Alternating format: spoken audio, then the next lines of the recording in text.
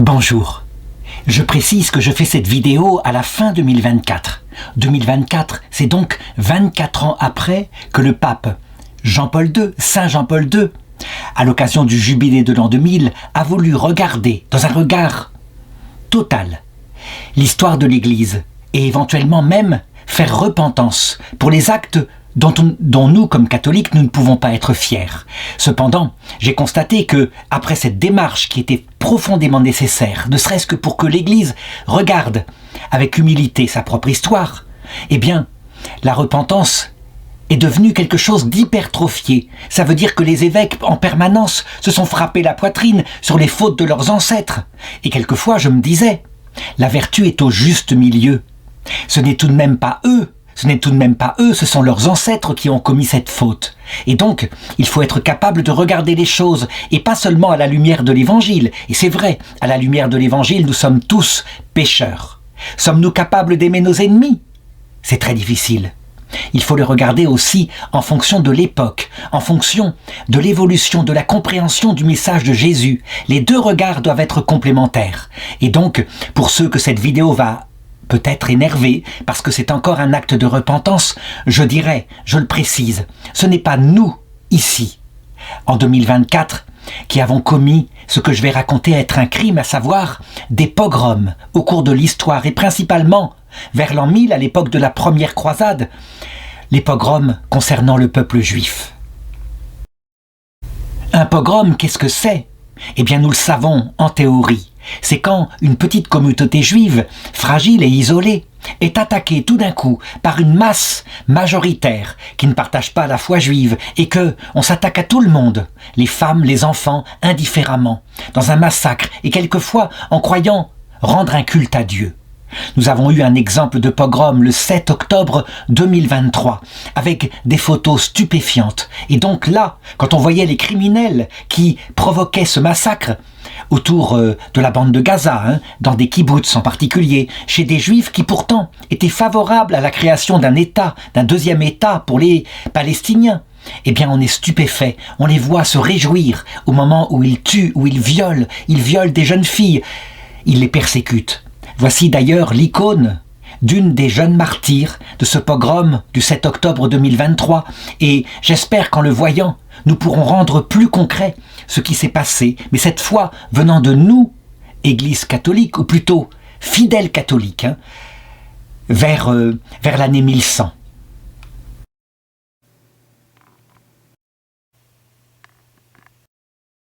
Et d'abord, en commençant, je dois raconter le contexte. La civilisation occidentale, suite à la chute de l'Empire romain d'Occident, a mis du temps à se relever. C'était l'ère en particulier des tribus germaniques et peu à peu les choses se sont améliorées avec ce sang neuf des nobles issus des tribus francs, des tribus gothiques qui s'étaient emparés de l'Europe occidentale. Le baptême ne pénètre pas les âmes profondément, directement. Il commence par être reçu avec de l'eau sur la peau et donc il est très superficiel. Mais peu à peu, il provoque son effet. La civilisation occidentale, évidemment. Eh bien, parce que les nobles étaient les conquérants de la Gaule en particulier, eh bien la civilisation occidentale s'organisa autour de seigneurs qui, quand ils avaient des enfants, les nommaient parfois barons ou comtes d'une région particulière, ou, si ce n'était pas possible, parce que c'était l'enfant cadet, les faisaient rentrer dans l'église afin qu'ils soient évêques, ce qui fait qu'il y avait des dizaines de vocations qui étaient indignes de l'église. On était quand même capable de nommer père abbé d'un monastère quelqu'un qui jamais n'avait franchi les portes du monastère, mais uniquement parce qu'il était d'une famille noble. L'Église était, vers l'an 1000, dans un état de déliquescence tel que on aurait dit qu'elle n'allait pas survivre. Jusqu'au Vatican, sur le siège apostolique, des familles, la famille Tusculum en particulier, s'emparait du pouvoir et nommait quelquefois un oncle, quelquefois un cousin, et il n'y avait pas possibilité de s'en sortir. Jusqu'à ce que, à un moment donné, à partir de moines fervents, les choses soient dénoncées. Je pense en particulier à Saint Pierre d'Amiens, docteur de l'Église. Et à un moment donné, sur le siège de Pierre, arriva un pape, un pape qui s'appela Grégoire VII et qui réforma l'Église. Il resta peu de temps sur le siège pontifical, il mourut vite, en 1085, mais ça y est, l'essor était donné, la réforme de l'Église allait avoir lieu. Peu à peu, les choses s'améliorèrent. On interdit en particulier le mariage des prêtres afin que la paroisse ne soit pas une partie de l'héritage. Il eut un successeur, puis un second successeur, le bienheureux pape Urbain II, qui fut pape à partir de 1088 et qui prolongea la réforme de son grand prédécesseur, Grégoire VII. Et c'est ainsi que l'Église repartit, se releva un peu partout. Et c'est à cette époque-là que, entendant parler d'une action venant des califes du côté de Jérusalem, qui avaient attaqué des pèlerinages chrétiens, des pèlerinages qui étaient fondamentaux à cette époque-là, puisque quand on avait commis un grand péché, la pénitence parfois était d'aller se rendre à Jérusalem pour expier ses péchés, et de cette façon-là, on évitait un temps de purgatoire. Or, des convois de chrétiens furent attaqués, des chrétiens furent pris comme esclaves, et donc le pape Urbain II prêcha. Pour la première fois en Europe occidentale, une croisade, il fallait venir à l'aide de l'Empire romain d'Orient, de la chrétienté orientale, même si, de fait, on s'était séparés, on s'était fâchés à partir de l'année 1054, mais c'était des frères chrétiens tout de même. Et cette croisade enthousiasma l'Europe occidentale. Partout des gens se levèrent, mais pas seulement des guerriers, il y eut la croisade des nobles, qui étaient des gens cultivés, qui étaient préparés à la guerre. Il y eut aussi des gens, femmes, hommes, enfants, des paysans, et même, je l'ai dit, une croisade d'enfants. Des gens qui se levèrent pour partir, portés par la foi en Dieu, de manière à délivrer le tombeau du Christ. Il faut le reconnaître, lorsque le pape Urbain II prêcha la croisade au concile de Clermont en 1095, il ne pouvait pas se douter de ce qui se passerait à l'insu de l'autorité apostolique, de l'autorité des évêques, de l'action des seigneurs, qui était tout de même un peu cultivée, de ce qui se passerait dans le peuple. En effet, dans le peuple catholique à cette époque-là, il courait, comme à chaque époque, des conceptions de la foi tout à fait bizarres, parfois de type eschatologique, ça veut dire avec des annonces du retour du Christ, qui forcément allait revenir dans sa gloire pour notre génération, et donc des prophéties qu'on se répétait à l'encan, des prophéties parfois tirées des Écritures, mais qui étaient comprises parfois par des prêtres tout à fait mal formés, tout à fait excités, de manière absolument hérétique et matérielle. Et il faut le comprendre. Il y a dans l'être humain, je l'ai dit, pas seulement l'eau du baptême qui fait aimer Dieu et son prochain avec humilité et amour, il y a aussi le vieil homme qui est en nous, et en particulier ce vieil instinct qui fait que des hommes différents qui vivraient au milieu de nous, qui ne partageraient pas notre foi, seraient donc comme des étrangers dangereux. C'est ce qu'on appelle le caractère grégaire de l'être humain. Et donc, voici que des prêtres et des moines, parfois, des moines tout à fait fanatiques, se mirent à exciter une espèce de théorie du complot, comme quoi, en particulier, la chute de Jérusalem, la destruction du Saint-Sépulcre, l'enlèvement de pèlerinages chrétiens avait été provoqué par l'excitation de juifs qui avaient demandé aux musulmans d'agir ainsi. Et il s'appuyait, pour le dire, sur des passages du Talmud. Il faut savoir que le Talmud, effectivement, n'est pas un livre pro-chrétien. C'est le livre qui a été composé sur plus de 1000 ans, mais en particulier après la venue de Jésus, de manière à ce que le peuple juif dispersé puisse subsister avec ses traditions. Il y a donc marqué dedans qu'il ne faut pas, selon l'ordre de Moïse, se marier avec un non-juif, et que d'autre part, il y a des débats entre des rabbins, et certains disent que, à propos du Christ, c'était un imposteur qui faisait des miracles avec l'aide de Satan, mais d'autres ont une opinion différente.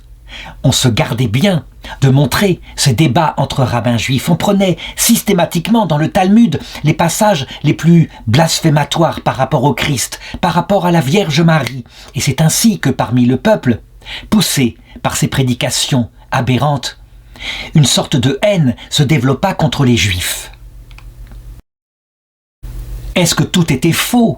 Bien sûr que non. Il y avait eu au cours de l'histoire, on le sait bien, dans la période où les Juifs étaient plus puissants que les chrétiens au début de l'Église, il y avait eu de vraies persécutions par les Juifs, parce que tout simplement, les Juifs sont des humains comme nous, et donc, quand ils sont en état de force, ils peuvent persécuter celui qui est plus faible. Mais quand les choses s'étaient retournées, que l'Empire romain était devenu chrétien à partir de l'année 313, eh bien, en général, la persécution était venue plutôt du parti dominant, le parti chrétien. Il y avait bien d'autres motifs pour se méfier des Juifs, des motifs d'ordre religieux en particulier. Et par exemple, cette parole de saint Paul qui disait « Que sera l'entrée de ce peuple dans l'Alliance, si ce n'est une résurrection d'entre les morts ?» C'est dans l'Épître aux Romains, chapitre 11, verset 15, un texte qui annonce normalement, c'est une eschatologie, que vers la fin du monde, le peuple juif, par ses autorités politiques, reconnaîtra que le Christ avait vraiment été le Messie qui était venu quelques milliers d'années auparavant et attendra dans la joie son retour dans la gloire. Cependant, très curieusement, et dès cette époque-là, cette parole fut interprétée de manière très différente et l'idée était que il fallait absolument provoquer la conversion des Juifs, éventuellement en les forçant à se convertir. Parfois, comme on le voit un peu plus tard, quelques siècles plus tard avec Saint Louis, en les obligeant à suivre une fois par an un sermon prêché par un prêtre plein de ferveur dans une église et puis voir si la grâce de Dieu les convertirait. Il n'empêche, il y avait ce même esprit qui était là, chez Saint Louis, le roi de France. Et donc à cette époque-là, on se disait, il faudra que les Juifs se convertissent, qu'il n'y ait plus de Juifs, et alors le Christ pourra revenir dans sa gloire. Donc ceux qui espéraient la fin du monde, le retour du Christ, cet événement joyeux, se disaient qu'il fallait demander aux Juifs de se convertir, et éventuellement, chez les plus barbares, dans le peuple, dans la populace, s'ils ne se convertissaient pas, il fallait tout simplement les massacrer. Et de cette façon-là, ceux qui s'étaient convertis, très bien, et ceux qui ne s'étaient pas convertis n'empêchaient pas le retour du Christ. Il y avait encore d'autres motifs de type religieux qui ont fondé ce qu'on peut appeler l'anti-judaïsme chrétien, qui n'est pas un antisémitisme, ça n'a rien de raciste, mais c'est une haine de ce peuple à cause de sa culture, de sa foi particulière, et en particulier l'accusation que le peuple juif était un peuple déicide. Et là-dessus, je voudrais vraiment y revenir. On ne peut pas le nier, il y a eu des chefs des Juifs à l'époque de Jésus, qui ont excité la foule, une foule qui était leur client, qu'ils avaient réunis pour faire pression sur Ponce Pilate, qui était le gouverneur romain, de manière à ce qu'il condamne Jésus à mort. Donc, il y eut bien des autorités du Sanhédrin qui sont responsables de la mort de Jésus. Mais, premièrement, si certains savaient qu'il était le Messie, qu'il était envoyé par Dieu, il est clair qu'aucun ne pouvait se douter qu'il était Dieu en personne. Et ça, je ne l'invente pas. Saint Paul lui-même, qui le sait, il a lui-même persécuté le Christ avant d'être converti par une apparition. Il le dit. Voici le texte. 1 Corinthiens 2,7. Ce dont nous parlons, au contraire, c'est une sagesse de Dieu, mystérieuse, demeurée cachée, celle que dès avant les siècles, Dieu a par avance destinée pour notre gloire, celle qu'aucun des princes de ce monde n'a connue. S'il l'avait connue, en effet, il n'aurait pas crucifié le Seigneur de la gloire. Oui, s'il l'avait connu, s'ils avaient su que c'était Dieu qui était là, il ne l'aurait jamais crucifié. Mais selon ce qui est écrit, nous annonçons ce que l'œil n'a pas vu, ce que l'oreille n'a pas entendu, ce qui n'est pas monté au cœur de l'homme, tout ce que Dieu a préparé pour ceux qui l'aiment. L'accusation de déicide est donc factuellement et en premier lieu erronée. Deuxièmement, si on accuse tout de même certains chefs des Juifs d'avoir tué, en connaissance de cause, l'envoyé de Dieu, on peut tout à fait l'admettre. Ils avaient assisté à la résurrection de Lazare et ils décidèrent dans une réunion au Sanhédrin de tuer aussi Lazare pour qu'il n'y ait pas de preuve. Donc il y a bien, effectivement, un acte d'orgueil très grave. Mais le peuple juif est-il déicide? Ce n'est pas vrai, la preuve. Ils réunirent le procès de nuit pour Jésus, de manière à ce que le peuple qui, lui, soutenait Jésus, ne fassent pas une émeute contre leur autorité pervertie. Ce qui montre bien que ce n'est pas le peuple juif qui est déicide, c'est évident, ni même qui a tué Jésus en tant que Messie. Mais autre chose qui est évidente, est-ce que les Juifs, là, de l'an 1100, étaient coupables du péché de leur père?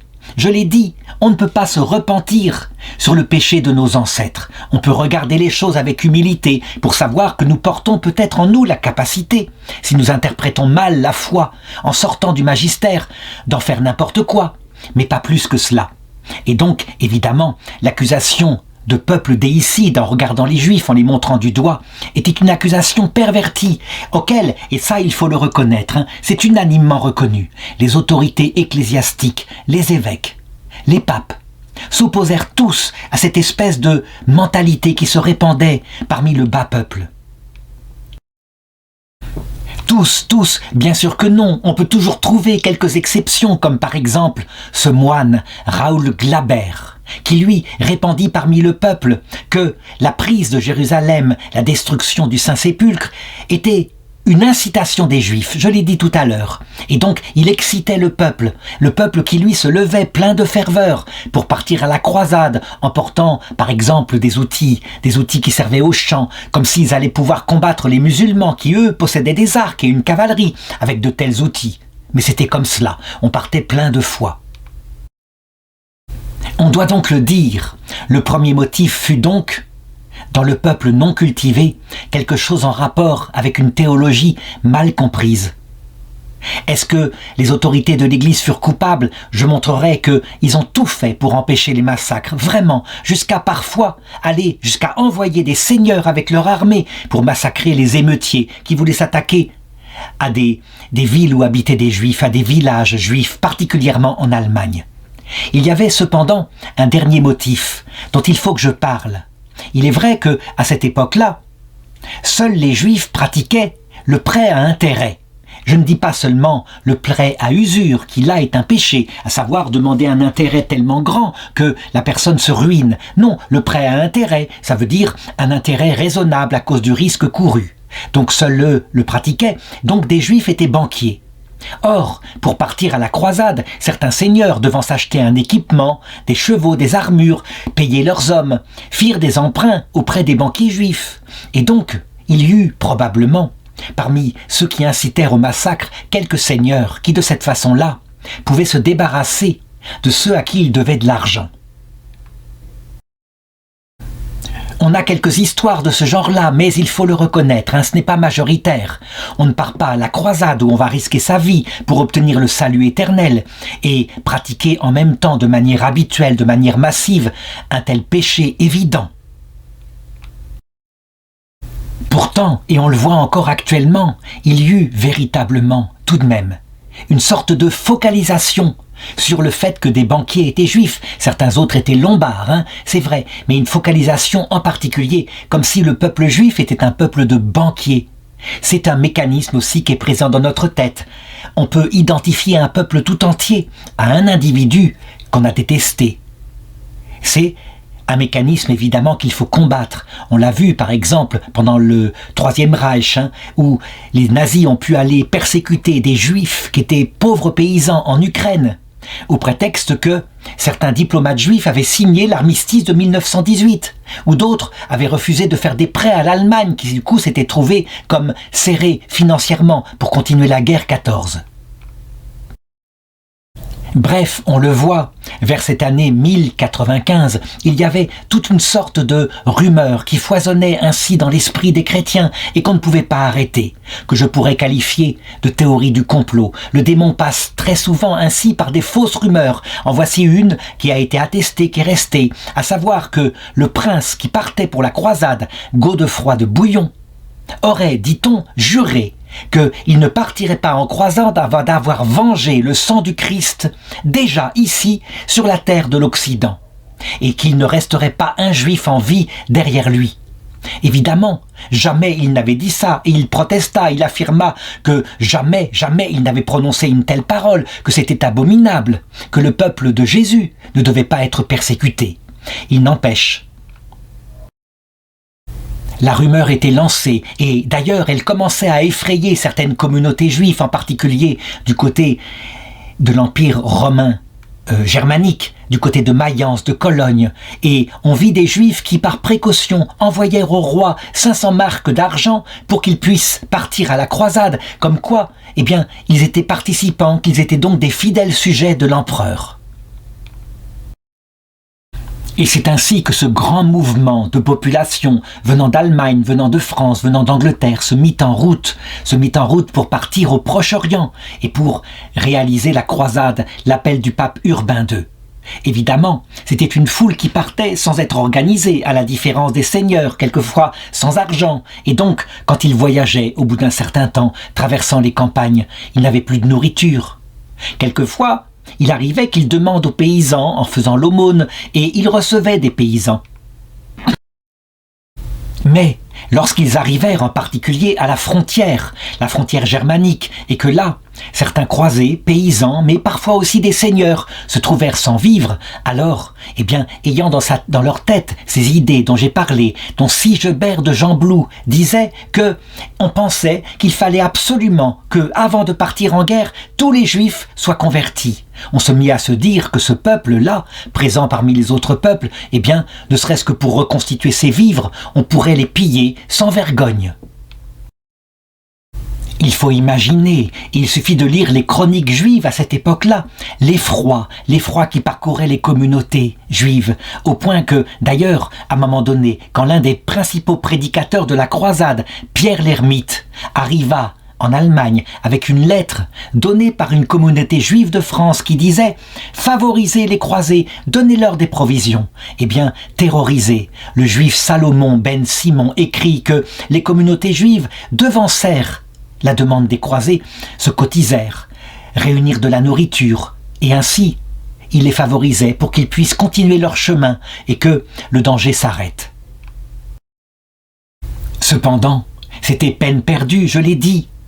Il y avait bien les évêques qui étaient là et qui, partout, dès qu'ils le purent, protégèrent les communautés juives, quelquefois en les recevant dans leur propre palais épiscopal. Cependant, il n'y avait rien à faire, d'autres gens arrivaient, d'autres foules qui voulaient de nouveau de la nourriture. Et voilà ce qu'écrit Rabbi Salomon bar Siméon.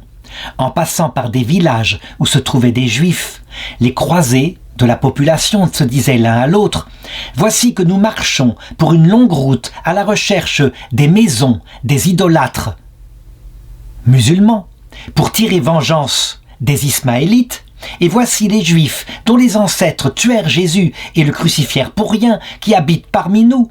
Vengeons-nous d'eux d'abord, effaçons-les du nombre des nations, qu'on ne se souvienne plus du nom d'Israël, ou bien qu'ils soient comme nous et croient au Fils, Jésus, lui qui fut crucifié. » On commença à voir donc des baptêmes forcés et parfois la communauté juive terrorisée acceptait de se faire baptiser et de cette façon-là, le temps que ces hordes passent, elle échappait au pogrom. Évidemment, le baptême d'eau reçu sur la peau ainsi, sans que la volonté soit libre, il ne produit aucun effet de grâce et donc ils retournaient à leur foi juive juste après le départ de ces hordes. Je l'ai dit et je le dirai tout le temps, la plupart des évêques, la plupart des prêtres se montraient véritablement protecteurs pour le peuple juif en danger. Mais il faut citer tout de même quelques-uns qui sont la honte, mais attention, sans en faire une généralité, de la même façon que pendant la Seconde Guerre mondiale, on peut citer un évêque ici et là, qui faisait le salut nazi. Mais il faut le dire, le pape Pie XII en particulier passa son temps en écrivant pour le pape Pie XI, l'encyclique Minbreder Sorge en allemand, une encyclique qui condamne le nazisme. Il passa son temps à agir, parce qu'il ne pouvait plus parler pendant la guerre, estimait-il, à agir pour sauver les communautés juives. Et, je dirais, les Juifs ont survécu, Golda Meir elle-même l'a reconnu, parce que il y eut partout des chrétiens motivés par les avertissements oraux que donnait le pape Pie XII à travers ses nonces apostoliques qui sauvèrent ici des enfants juifs, ici des familles. Donc, quelques exceptions comme le prêtre Volkmar, un prêtre venant de Saxe, cette partie de l'Allemagne qui avait été convertie par la violence, par l'empereur Charlemagne, donc qui était assez mal évangélisée, qui avait un évangile assez dur, qui d'ailleurs deviendrait au XVIe siècle l'une des premières régions à quitter le catholicisme pour rejoindre la théologie calviniste. Donc ce prêtre Volkmar commença sa croisade à partir de la Saxe et commença à persécuter au fur et à mesure qu'il avançait les Juifs de Magdebourg, puis à Prague, puis en Bohême. Et le 30 mai 1096, voici que l'évêque, qui s'appelait Cosmas, un évêque bohémien, tenta d'empêcher les conversions forcées, et tout le clergé de Bohême était avec lui, qui luttait farouchement, en chair, contre les persécutions. Il y eut même le duc Brétislav, qui, alors,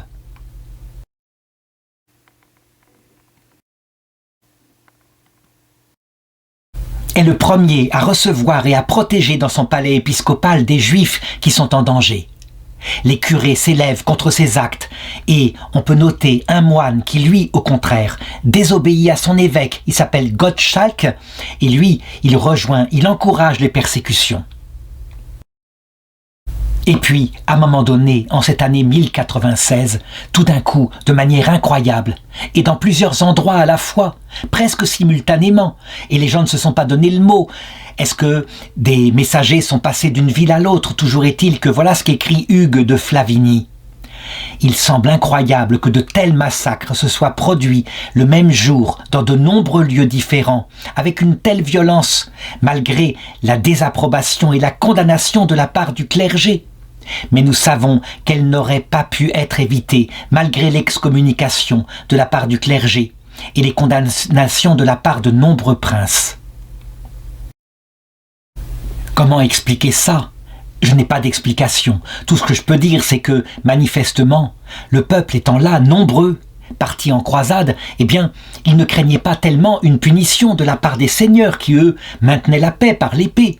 En effet, pouvait-on punir indifféremment toute une foule qui partait pour se croiser? Et donc, ils se livraient à des licences et à des massacres de cette façon-là, en estimant que rien ne pourrait tomber sur eux. Pourtant, il y eut quelques rois, comme le roi de Hongrie, qui décida, Koloman de Hongrie, qui décida de punir par les armes les persécuteurs des Juifs. Il attaqua violemment avec des chevaliers, avec son épée, couvert de son armure, des bandes qui couraient les campagnes, des bandes qui se disaient croisées. Et on dit, c'est un témoignage, que le massacre de ces bandits couvrit toute la plaine qui fut couverte de cadavres et de sang. Le prêtre Volkmar lui-même et ses Saxons qui, ainsi, encouragés au pillage des Juifs, subirent le même sort de la part des Hongrois et ils ne purent continuer leur pillage. Ils furent massacrés et c'est ainsi que pour eux se termina ici, sur la terre de Hongrie, leur fausse croisade. Mais je l'ai dit, c'est un mouvement de fond, une haine qui ainsi accompagne le zèle pour le royaume de Dieu. Comme l'avait prophétisé Jésus, un jour viendra où quand on vous tuera, on croira servir Dieu. Il faut parler en particulier du comte, un noble, Émiche de Flonheim, qui lui réussit à réunir des croisés, 10 000 hommes, femmes et enfants. Donc, il n'y a pas que des chevaliers, et qui se dirigent en direction du Main, puis du Danube, avec cette idée, cette haine des Juifs. Il a cette pensée eschatologique dont j'ai parlé tout à l'heure, et il veut faire disparaître d'Allemagne tout souvenir des Juifs. L'empereur de Germanie, Henri IV, se rend compte du danger et donc décide d'agir et de faire protéger les Juifs. Mais il ne peut pas tout empêcher, il ne peut pas être partout. Les pogroms commencent à Metz où 22 Juifs sont tués. Et l'évêque de Spire, lui, pour éviter cette chose-là dont il a entendu parler, prend la communauté juive de sa ville dans son palais épiscopal. Puis 12 Juifs sont tués à Spire le 3 mai, qui n'ont pas pu se réfugier chez lui. L'évêque de Worms, toujours dans l'Empire germanique, tente de protéger la communauté locale, mais les croisés, qui sont là, sauvages, attaquent le palais épiscopal. Et on dit que 800 Juifs, refusant le baptême, sont massacrés. Là, on est dans des chiffres qui ressemblent à ce qui s'est passé le 7 octobre 2023. 1100 juifs massacrés. Il faut donc se rendre compte, c'est exactement les mêmes images qu'on devait voir, sauf que ce n'était pas fait avec des armes automatiques, mais avec des couteaux et des épées. Les autorités de l'Église sont dithyrambiques, prononcent des excommunications. Et les choses continueront quand, par exemple, quelques siècles plus tard, au moment de la peste noire, on commencera de la même façon à massacrer les Juifs parce qu'ils auraient empoisonné les puits. Le pape d'Avignon de cette époque-là, je crois que c'est le pape Benoît XII, excommuniera les massacreurs de Juifs en disant « Mais vous êtes fous, comment pourrait-il être coupable alors qu'il meurt tout autant que vous ?» Mais c'est comme cela, on ne peut pas arrêter cette espèce de rumeur dans la tête des gens. Donc, du côté de Mayence, l'évêque qui s'appelle Ruthard décide de fermer les portes de la ville aux bandes de croisés qui sont là et qui se dirigent vers l'Empire romain d'Orient. Malheureusement, peut-être par un traître, les portes sont forcées ou ouvertes et là, c'est là qu'il y aura le plus grand pogrom. À Mayence, on compte 1100 morts. Et la communauté juive raconte quelques anecdotes comme un homme portant le nom d'Isaac, qui est converti de force, baptisé de force. Il accepte, puis, tourmenté par la culpabilité d'avoir ainsi trahi la foi qui faisait sa conscience, eh bien, il tue les membres de sa famille, puis se suicide en incendiant sa maison. Une autre femme qui s'appelle Rachel préfère tuer elle-même ses 4 enfants plutôt que de les voir massacrés par les croisés. Un savant juif appelé Éléazar ben Batman raconte que on voyait ces cruels Français et Allemands qui étaient des gens étrangers, féroces et rapides. Ils mettaient des croix sur leurs vêtements et ils étaient plus nombreux que des criquets sur la face de la terre et ils massacraient notre peuple. Ce qui est étonnant et ce qui est d'ailleurs remarquable, ce qu'il faut aussi regarder, c'est que énormément de Juifs seront sauvés. Ils sont réfugiés dans des maisons chrétiennes. Des familles ont décidé de les prendre chez eux, le temps que passe ce grand mouvement de foule, de les cacher, le temps qu'il faut. Et ainsi, il n'y a pas trop de morts tout de même. Mais ce sera un traumatisme aussi grand, je le dirais, que celui du 7 octobre. Ça veut dire que après ça, le peuple juif en Europe occidentale se trouvera parfois moins en sécurité que finalement dans les terres musulmanes où étaient les juifs séfarades, où là, au moins, ils devaient payer un impôt. Mais une loi coranique très stricte disait qu'à partir du moment où on payait cet impôt, on était protégé et que c'était passible de peine de mort si quelqu'un osait persécuter quelqu'un de protégé par l'impôt de dimitude. Peu à peu, évidemment, les nobles de la croisade, dont le noble Godefroy de Bouillon, eh bien, quand il parcourt le chemin avec à la tête les armées qui sont organisées, il reçoit du côté de Mayence, de Cologne, l'hommage des Juifs, leur aide matérielle aussi. Et là, il n'y aura pas de massacre. Cependant, il n'y a rien à faire dans cette croisade, je l'ai dit. Il y a ces idées qui courent parmi ceux qui sont les moins cultivés. Et donc, lorsqu'on franchit les frontières, qu'on arrive du côté de Constantinople, puis qu'on part pour aller conquérir Jérusalem, dans des terres où les musulmans ne sont pas du tout préparés à voir ainsi surgir des armées occidentales, Jérusalem est prise en 1099, donc 3 ans après. Et normalement, une fois qu'elle est prise, elle aurait dû devenir une ville de paix. Eh bien, c'est pas ce qui va se passer. C'est vrai qu'en 1099, parce qu'on veut purifier la ville de ceux qui ont commis tant de crimes, et parce que la légende court toujours que les Juifs sont ceux qui ont provoqué cette persécution des pèlerins, non seulement les musulmans qui habitent la ville sont massacrés, mais aussi les Juifs qui sont principalement karaïtes.